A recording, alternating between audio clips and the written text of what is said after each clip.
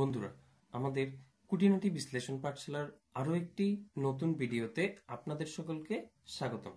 আজকে আমরা এমন একটি বিষয় নিয়ে আলোচনা করব যেটি আপনাদের এখনো ভুল ধারণায় রয়ে গিয়েছে।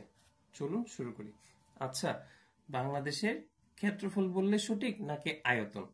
আমরা যদি বলি বাংলাদেশের আয়তন 1,48,460 বর্গ কিলোমিটার, এটি সঠিক নাকি বাংলাদেশের আয়তনের জায়গায় আমি যদি বলি বাংলাদেশের ক্ষেত্রফল 1,48,460 বর্গ কিলোমিটার, এটি সঠিক?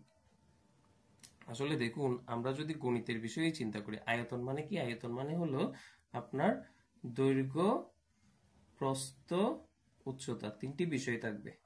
অর্থাৎ এটি হলো থ্রি ডাইমেনশনাল বিষয়টা বোঝাতে আমি যদি আপনাদের এই বলটা নিয়ে বলি, দেখুন এই বলটা, হ্যাঁ, এই বলটা আপনারা এক পাশে দেখতে পাচ্ছেন কিন্তু অপর পাশে দেখতে পাচ্ছেন না।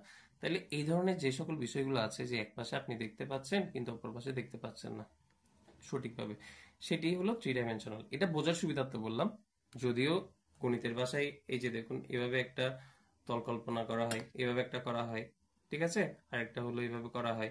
তো এই ধরনের তিনটা তল এখানে কল্পনা করা হয়।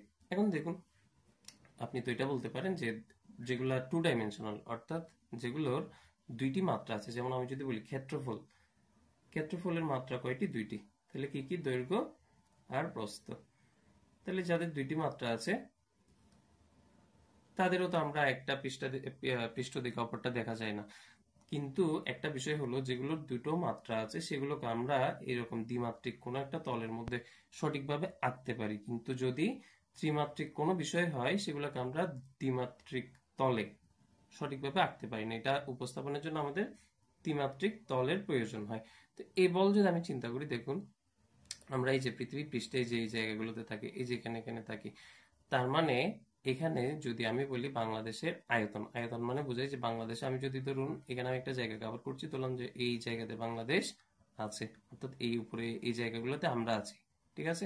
তার মানে আমি যদি আয়তন হিসেবে ধরি, তাহলে এই জায়গা একেবারে পুরো মাটির ভিতরে পর্যন্ত গিয়ে একেবারে শেষ পর্যন্ত যতটুকু কাভার করবে, এটাই হলো আয়তন বাংলাদেশের, আমি যদি বলতে চাই এক কথায়।